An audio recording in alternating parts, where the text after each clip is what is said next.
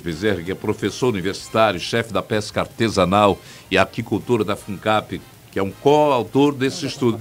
Professor, bom dia. Está com o microfone. Nós estamos precisando que o senhor abra o seu microfone. Vocês me escutam bem? Agora sim. Agora sim, bom dia. Bom dia. Para quem está ouvindo, entendeu o mercúrio, quais são os impactos que pode ocasionar na saúde?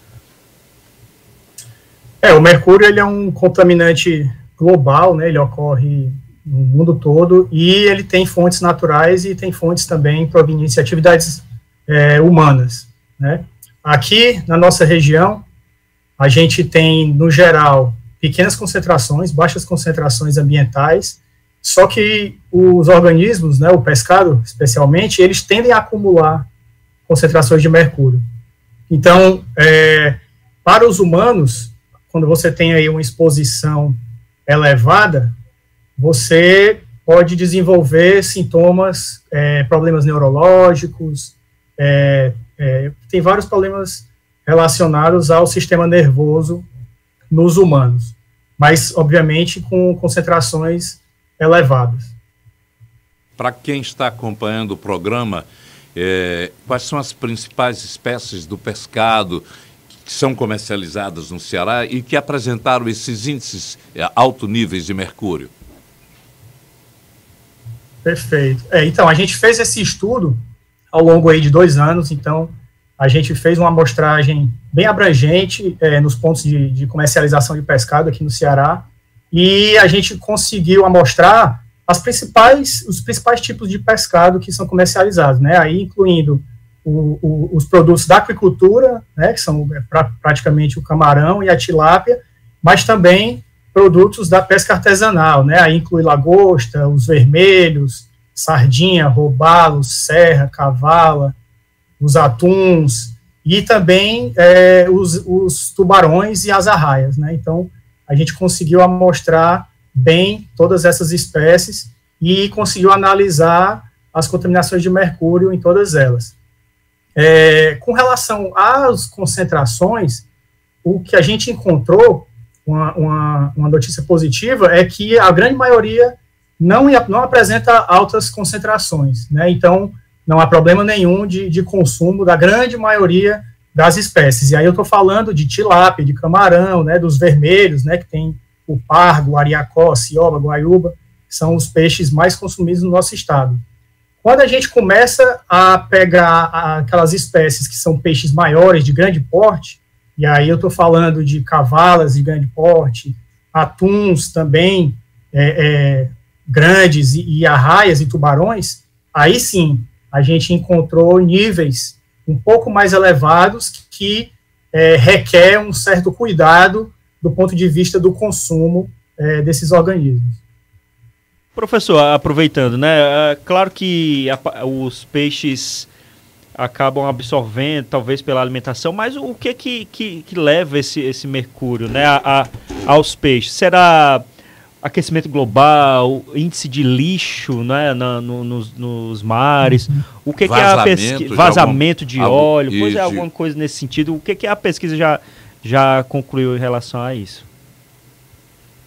Aqui, assim, como eu falei, ele é um contaminante global, ele ocorre naturalmente. Então, se a gente pensar em fontes naturais, a gente tem vulcanismo, atividade de vulcanismo, a gente tem o próprio intemperismo do solo, né, chuvas lavam a bacia de drenagem, e esse mercúrio, ele é componente das rochas, né, minerais e tudo. Então, do ponto de vista natural, essas são as principais fontes. Agora, obviamente que, como grande parte dos problemas ambientais hoje em dia, nós, os seres humanos, temos grande papel e alteramos muito. Então, do ponto de vista antrópico, a gente pode pensar queima de combustíveis fósseis, também libera bastante mercúrio para a atmosfera, atividade de garimpo, né, mineração, principalmente quando feito de forma ilegal, sem o controle ambiental apropriado, e indústrias, né, indústrias que desenvolvem determinado tipo de produto, como indústrias de cloro-soda, elas têm o mercúrio como um dos principais subprodutos dos efluentes.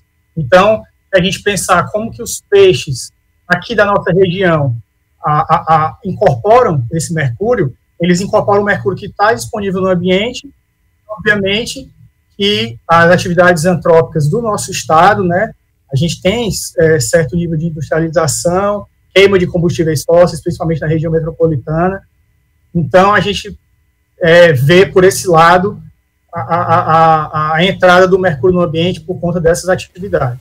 E aí, naturalmente, os meninos estão se alimentando, como você bem falou, através da alimentação. Então, por serem peixes que comem outros peixes, eles acabam incorporando níveis mais elevados, podendo atingir níveis elevados. Entendi. Agora é interessante, né, Nonato? Você lembra? Teve uma época que meio que foi um pavor aquela do salmão, né, professor? Teve a época do salmão, que o salmão estava cheio de metais pesados. Algumas empresas, inclusive, aproveitaram isso para fazer propaganda. Tinha até da Araci lá, né, dizendo que o salmão que tinha um ômega 3 era do peixe lá das geleiras e tal. Mas nesse caso, agora que o senhor falou dos peixes aqui da pescada cearense, não é motivo de tanto pavor, né? Mas, de qualquer forma, merece atenção até das autoridades, né? Exatamente.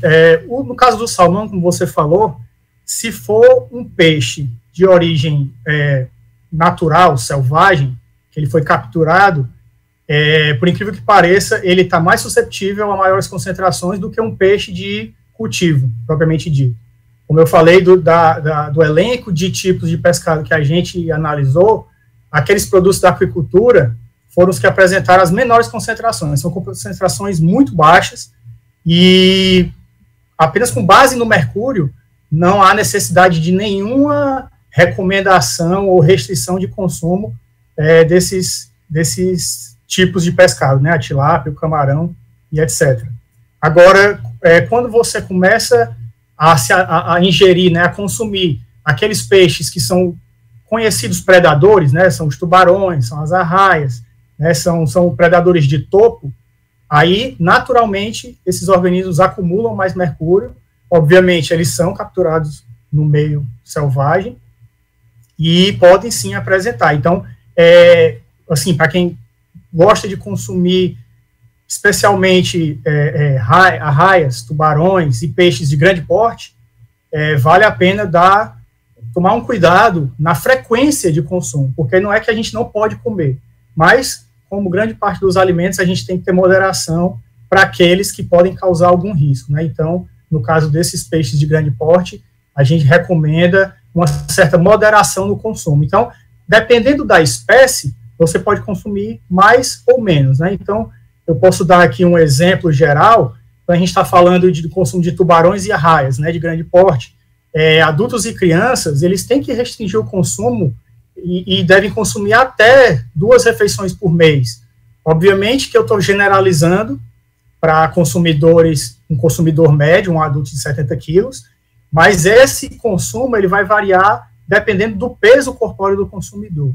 Então, é importante, do ponto de vista do governo do estado, passar as recomendações bem detalhadas para os consumidores, e os consumidores, por outro lado, se atentar para essas informações e fazer aquele consumo seguro, consciente, para evitar qualquer tipo de problemas futuros. Ok, nós conversamos com o professor universitário e pesquisador, chefe da pesca artesanal e aquicultura da FUNCAP, Moisés Bezerra, a quem agradecemos a sua atenção e orientação. Grande abraço. Obrigado, Renato. Um abraço. Só lembrar aqui para quem ligou o rádio agora e a internet,